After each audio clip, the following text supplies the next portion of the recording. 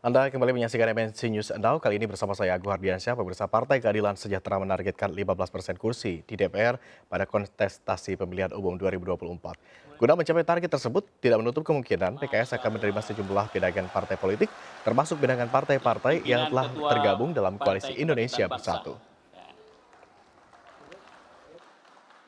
Selanjutnya, Dan Sekjen PKS Abu Bakar yang Al-Habsyi terhormat di sela-sela acara Milad ke-20 PKS di Istora Bapak Senayan, Jakarta. Edi Abu mengatakan PKS Baskoro. optimistis dapat menempati 4 besar pada pemilu nanti. PKS menegaskan tidak mau lagi berada di luar pemerintahan. PKS juga kedepannya akan menyasar poros Yang tegak, terhormat yakni Bapak Arwani religius nasionalis sebagai Tonafi, rebranding Sekjen P3. PKS yang selama ini berada di kanan. Silakan berdiri. Sebagai sinyal Selanjutnya yang koalisi, Milad terhormat PKS disebut Wakil bukan Ketua DPR hanya kita, ajang Bapak konsolidasi Rahmat internal Gobel PKS, namun juga ajang mencari jodoh terkait Pilpres dari Nasdem. 2024. Yang selanjutnya, Bapak sebagai upaya menumbuhkan semangat kolaborasi untuk melayani Indonesia. Siapa tahu, siapa tahu, siapa tahu pas kumpul-kumpul begini nanti ada yang berjodoh di 2024. Kita nggak tahu nih siapa yang bisa kita pinang di depan mata ini. Gadis mana yang paling cantik? Pak Muhaimin kalau dilamar jangan kaget-kaget gitu ya. Pak Anies atau Pak Sandy atau siapapun yang ada ya. Pak Haye atau siapa yang ini. Moga-moga ada jodoh ya. Ya, keinginan berkoalisi dengan PKS disampaikan Ketua Umum Partai Amanat Nasional Zulkifli Hasan. Zulhas berharap PKS mau bergabung dengan Koalisi Indonesia Bersatu yang telah dibentuk PAN, Golkar, dan P3. Menghadiri acara Milad ke-20 PKS, Zulhas mengatakan KIB dibuat dengan maksud memunculkan lebih dari 2 pasang kandidat saat Pilpres 2024 nanti. Hal itu, kata Zulhas, guna mengurangi atmosfer yang pengap dan tidak produktif pada Pilpres mendatang. Menurutnya, negara yang besar adalah negara yang bisa melakukan kolaborasi, salah satunya dalam mengikuti kontestasi politik.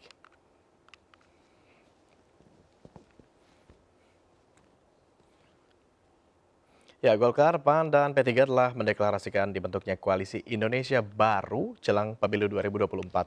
Koalisi ini rupanya terbuka untuk menerima parpol lain termasuk PKS. Nah, kita akan membahas lebih lanjut topik ini dengan politisi muda PAN Rizky Alchupri, juru bicara DPP PKS Muhammad Iqbal lewat Zoom, dan pengamat politik Indonesia Public Institute Karyono Wibowo lewat sambungan telepon.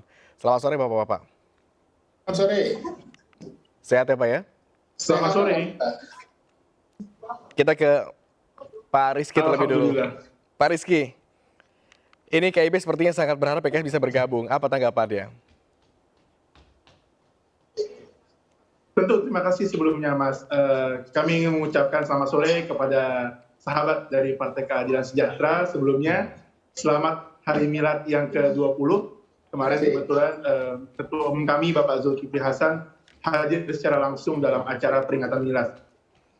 Terkait KIB, sebetulnya pada prinsipnya kami terbuka bergabungnya seluruh partai politik ke Koalisi Indonesia Bersatu. Tentu dengan catatan, dengan syarat yang seperti yang disampaikan oleh Pak Zulkifli Hasan sebelumnya dan juga Ketua Umum Golkar dan P3, selama partai politik yang bergabung ke KIB itu mengedepankan politik gagasan. Kami tidak ingin lagi memainkan strategi atau cara-cara politik identitas di pemilu berikutnya. Baik, Pak Iqbal, tanggapan PKS ini atas tawaran bergabung ke KIB seperti apa Pak Iqbal? Ya, saya kira dalam politik ya, terima kasih kepada Mas Riki dan teman-teman PAN dan KIB. Artinya dalam politik memang segala kemungkinan bisa terjadi. Apakah PKS yang bergabung ke KIB atau KIB nanti ujung-ujungnya ikut PKS itu bisa ya. Karena PKS memiliki beberapa prinsip dalam menentukan koalisi. Yang pertama adalah kesamaan visi ini penting. Karena kami ingin perubahan. Tentu saja perubahan yang ingin dibawakan ke PKS adalah perubahan yang selama ini mungkin tidak terwujud pada koalisi sebelumnya ini. Kami ingin membangun negara ini dengan melibatkan sebanyak-banyaknya elemen bangsa. Tidak ada lagi dikotomi ya, kanan kiri. Kami ingin membawa kita semua berkolaborasi. Jadi visi ini penting ya, visi KIB dan calon presiden itu penting. Yang kedua adalah tentang sosok, ini penting. Karena KIB ini sosoknya belum jelas, kita pun nggak bisa menentukan gitu ya. Jadi sosok itu harus jelas, rekam jejaknya, figurnya, sikapnya, kenegarawanannya, keberpihakannya kepada rakyat. Karena terus terang kita juga harus berpikir bagaimana pemilu ini menjadi sebuah konsentrasi kepada orang-orang yang sangat berkualitas, yang memang layak, yang memang bagian dari aspirasi rakyat. Dan terakhir adalah bagaimana aspirasi masyarakat. Ini penting. Survei kader-kader PKS itu juga kami dengarkan. Termasuk salah satunya nanti di PKS itu yang menentukan adalah musyawarah Majelis Syuro Partai Keadilan Sejahtera. Yang ini tentu saja menjadi salah satu keputusan terakhir yang tentu saja menjadi bagian penting dalam pengambilan keputusan di PKS. Oke, Pak Iqbal, tadi poin pertama Anda menyebut bahwa harus ada kesamaan visi begitu. Sejauh ini Anda merasa bahwa ini sudah sama atau tidak PKS dengan KIB?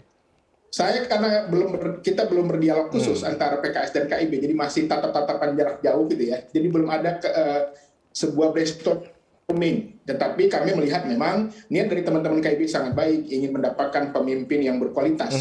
Kita ingin membangun demokrasi yang mensejahterakan. Ini penting ya, karena kata kuncinya sekarang pasca pandemi masyarakat masih sedang membangkit ekonomi. Dia memerlukan uluran tangan, dia memerlukan sebuah harapan baru, yaitu perubahan ke arah yang lebih baik.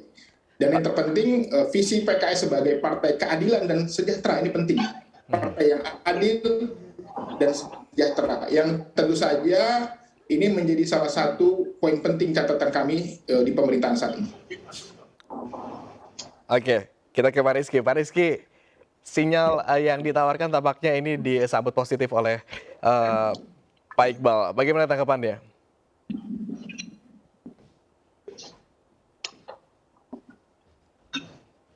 Boleh diulangi pertanyaannya, mohon maaf Mas. Ya, Pak Rizky, tampaknya ini sinyal ajakan untuk bergabung di KIB begitu ditanggapi positif oleh PKS. Ini tanggapan Anda seperti apa? Komunikasi belum terjalin, apakah Begini kemudian Mas, sebetulnya kita harus kembali lagi ke niat awal. Bisa terdengar suara saya Mas? Ya, kami bisa nangkap suara. Halo? Ya, Pak Rizky. Bisa terdengar suara saya? Terdengar Pak Rizky. Iya baik. Jadi kita perlu kembali ke niatan awal. Niatan awal dari dibentuknya Koalisi Indonesia Bersatu ini. Niatan awal dari dibentuknya Koalisi Indonesia Bersatu ini bukan bergantung pada sosok. Kita belum membicarakan siapa sosok yang akan diusung di pemilu tahun 2024. Tapi kita bicara bagaimana politik gagasan ini dikedepankan. Semangatnya itu. Bagaimana politik gagasan dikedepankan, tidak lagi mengedepankan politik identitas ataupun politik yang menggunakan narasi-narasi agama terlalu kental. Nah, dari situ kita baru akan nanti mencium siapa sosok yang sesuai dengan gagasan dan juga visi misi yang diusung oleh Koalisi Indonesia Bersatu. Jadi yang perlu saya tegaskan sampai dengan hari ini, Koalisi Indonesia Bersatu belum membicarakan sosok spesifik yang akan kita usung dalam pemilu 2024. Demikian, Mas. Baik, pembicaraan sosok itu poin kedua mungkin masih belum dibicarakan. Tapi kita ke Pak Karyono terlebih dulu, ini sudah terhubung melalui sambungan telepon. Pengamat Politik Indonesia Public Institute, Pak Karyono, selamat sore. Selamat sore, Assalamualaikum, Mas Agung, Pak Iqbal, Mas Rizky. Selamat sore Mas. Waalaikumsalam Pak Karyono, langsung saja Pak Karyono, ini tanggapan sinyal PKS bergabung dengan KIB seperti apa? Iya, kalau saya coba tracking ya dari berbagai statement pernyataan dari berbagai pimpinan PKS, kesimpulan saya PKS memang masih menunggu, jadi masih wait and see. Gitu. Bisa saja PKS nanti pada akhirnya akan bergabung pada Koalisi Indonesia Bersatu jika Koalisi Indonesia Bersatu ini tidak layu sebelum kembang gitu ya. Tetapi di sisi lain juga PKS bisa jadi akan bergabung pada poros koalisi yang lain jika seandainya ini misalnya ada 3 poros misalnya. Poros yang lain misalnya ada Nasdem, PKS dan Demokrat misalnya. Bisa jadi PKS akan cenderung lebih bergabung dengan Nasdem dan Demokrat. Nah, kalau saya amati sekarang ini dari berbagai manuver ya, saya kira ini masih dalam tahapan test the water ya, tes ombak gitu. Nah, nanti yang akan menentukan ya itu antara lain adalah siapa capres dan cawapresnya. Karena masing-masing partai sampai detik ini itu masih mengusung kadernya. Ya, Golkar ada Pak Erlangga Hartarto, kemudian PKS ada Salim Mas Tegap, ya. PDIP ada Puan Maharani, dan PKB ada Pak Muhammad Iskandar, gitu ya. Saya kira koalisi yang dibangun oleh Koalisi Indonesia Bersatu ini pun masih instan, ya. Bisa saja berubah, bisa juga berkembang, bertambah gitu, ya. Tapi bisa juga bubar di tengah jalan gitu. Oke, terlalu dini kalau kita menyebutkan bahwa ini akan menjadi koalisi yang bisa menarik PKS begitu ya. Ke PKS kita konfirmasi. Pak Iqbal. Tergantung nih. Pak Iqbal. Nanti siapa cawapresnya itu akan menentukan. Gitu.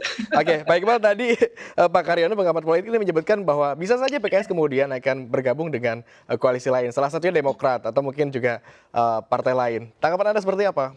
Ya, sangat mungkin karena PKS sendiri kan tidak bisa mengusung sendiri kalau lihat elektoral 20%. Tapi segala kemungkinan dalam politik itu bisa terjadi, termasuk PKS juga akan mencoba untuk mengajukan judicial review tentang electoral threshold dengan 20% itu yang terus terang memberangus demokrasi kita.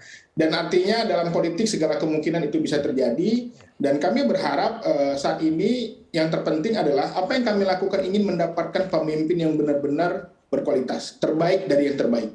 Karena terus terang bangsa kita saat ini memerlukan sosok figur yang berkarakter kuat, memiliki jaringan yang luas, berakhlak mulia. Yang ini tentu saja harus berkolaborasi, tidak bisa dengan sendiri.